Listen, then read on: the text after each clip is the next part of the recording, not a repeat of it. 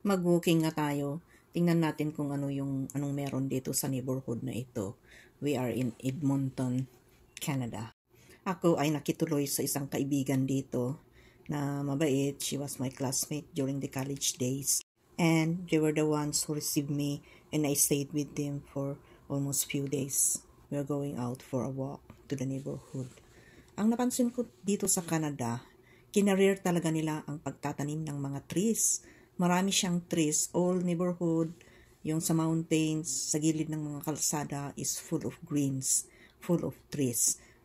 Kaya malinis ang hangin dahil maraming oxygen. Siyempre, kung maraming trees, maraming na-absorb ng mga carbon dioxide, and ang trees nagbubuga ng mga oxygen.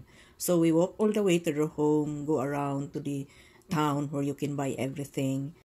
And it is a very good exercise. Kahit napakainit ang weather, okay pa rin siya. So we just chat along the way, makarating sa town, and then makarating doon sa bahay nila. The walk was almost 45 minutes to an hour.